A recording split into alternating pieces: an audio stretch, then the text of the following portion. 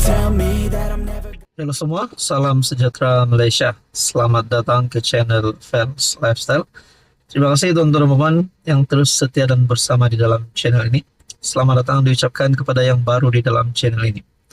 Saudara-saudara, sekian lama kita mendengar, bahkan sejak penubuhan kerajaan perpaduan, sejak tampuk kuasa di bawah pimpinan PMX Datuk Seri Anwar Ibrahim, kita dapat lihat pekerjaan SPRM yang semakin agresif. Dan kita juga mendengar ada sindiket yang dijatuhkan, sindiket yang dibocorkan, penangkapan kepada beberapa VIP, bahkan ahli-ahli politik juga terlibat dengan rasuah. Berkaitan dengan ini, sudah pasti beberapa nama yang kita dengar yang dikaitkan dengan menyakau duit kerajaan, duit rakyat. Bekas Perdana Menteri Tun Mahathir pun ada disebut. Beberapa nama yang berprofil tinggi seperti Tun Daim Zainuddin, seperti Tan Sri Muhyiddin Yassin yang didakwa di mahkamah berkaitan dengan projek Jana Wibawa, dan beberapa lagi ahli politik yang lain. Berkaitan dengan ini, tuan-tuan dan puan, akhirnya SPRM dalam satu kenyataan terkini bertarik 4 September diumumkan oleh Tan Sri Azam Baki, Ketua Pesuruhjaya SPRM sendiri. SPRM fokus usaha kebankrapan. Maafkan saya, SPRM fokus usaha bankruptkan pesalah rasuah, kembalikan aset kerajaan. Nah, persoalan yang timbul adalah kalau Muhyiddin, Mahathir, Daim Zainuddin, dan mana-mana ahli politik yang terlibat dengan rasuah, adakah mereka benar-benar akan menjadi bankrupt sesuai dengan usaha daripada SPRM ini? Pendekatan, penyiasatan, dan perisikan Suruhanjaya Pencegahan Rasuah Malaysia perlu diperkukuh dalam usaha mengesan aset yang dicuri oleh penjenayah rasuah, kata Ketua Pesuruhjaya SPRM Tan Sri Azam Baki.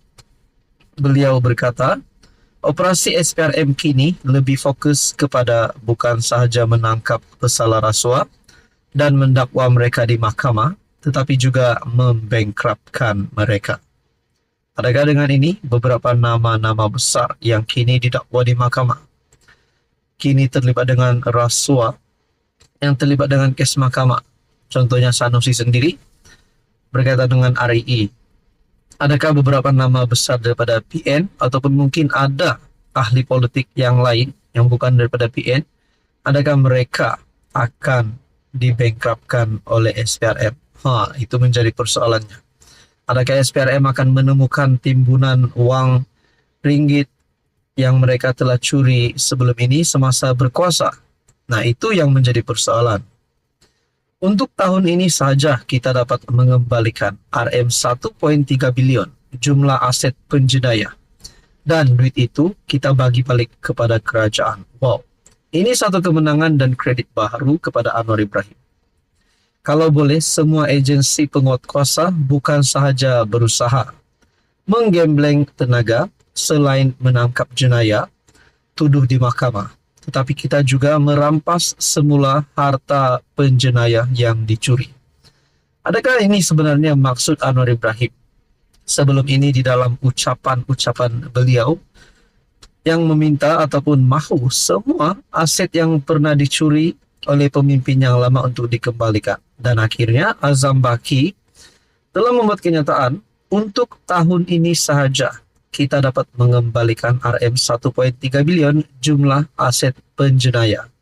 Dan duit itu kita bagi balik kepada kerajaan. Wah, syabas dan tahniah SPRM dan Kerajaan Perpaduan PMX.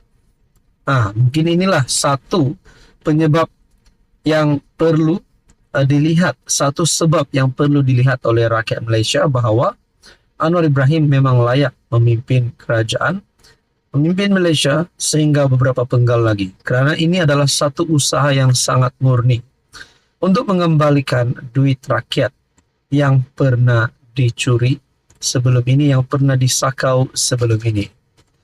Menurut Azam Baki, saya nak bankruptkan mereka penjenayah rasuah, dan ini boleh mendatangkan rasa takut kepada mereka supaya berpikir banyak kali dalam melakukan jenayah rasuah. Ini satu kejutan besar untuk semua kaki-kaki sakau. Kalau memang beberapa nama saya sebut sebentar tadi memang sebenarnya bersalah, sudah pasti ini menakutkan mereka. Saudara-saudara, sekian saja untuk kali ini. Teruskan bersama di dalam channel ini. Halo semua, salam sejahtera Malaysia, tuan-tuan dan bapak yang amat dihormati. Saudara-saudara, seringkali kita mendengar tangkapan, pendakwaan, tahanan dilakukan oleh SPRM sesuai dengan keinginan Anwar Ibrahim, misi Anwar Ibrahim untuk membersihkan Malaysia daripada rasuah, supaya semua kaki-kaki sakau di Malaysia ini akan dihapuskan, dan aktiviti rasuah ataupun gejala rasuah ini akan dibersihkan di Malaysia. Korupsi ini akan dibersihkan. Dan saudara-saudara, akhirnya SPRM kita dapat melihat dan mendengar beberapa berita baik. Tangkapan berlaku, pendakwaan berlaku. Terkini pula satu tangkapan daripada SPRM yang pasti mengejutkan kepimpinan politik di seluruh Malaysia. Melalui perkongsian daripada Malaysia ini bertarikh 3 September, SPRM tahan 32 individu termasuk doktor pakar di Pulau Pinang.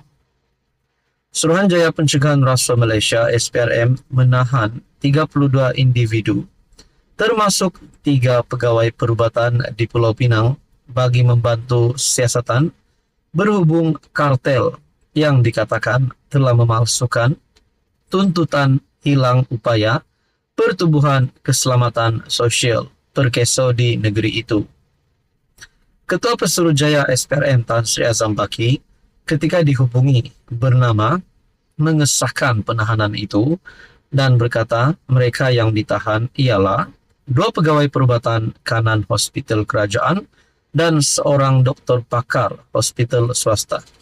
Saudara-saudara, untuk maklumat tambahan sahaja, SPRM melalui Azam Baki telah membuat ataupun mengumumkan berita baik di mana tahun ini saja SPRM telah mengembalikan RM1.3 bilion jumlah aset penjenayah. Dan duit itu dibagi balik kepada kerajaan. Ini satu kredit baru untuk Anwar Ibrahim. Ketua Pesuruhjaya SPRM Tan Sri Azam Baki ketika dihubungi mengesahkan penahanan itu terhadap 32 individu. Dan ini bagi saya pasti tangkapan mengejutkan. Beliau berkata, kesemua 32 individu itu terdiri daripada 19 pencarum Perkeso, 8 ejen pegawai perubatan, dan 2 runner. Itu ditahan dalam siri serbuan oleh SPRM baru-baru ini. Maknanya ada serbuan berlaku. Kebanyakan pencarum yang ditahan itu bekerja dalam sektor kilang dan pelabuhan di negeri ini, dan kami menjangkakan untuk membuat lebih banyak tangkapan ketika siasatan kes itu berjalan. Ada antara mereka, termasuk doktor, akan direman di mahkamah, manakala yang lain telah dibebaskan selepas direkodkan keterangan mereka. Azam berkata pihaknya memberi tumpuan terhadap perkara itu selepas pendedahan di Dewan Negara Julai lepas. Kami memandang serius perkara itu dan mula meneliti dakwaan yang dibuat. Tuan-tuan dan puan, apa komen Anda berkaitan dengan isu ini? Teruskan bersama di dalam channel ini.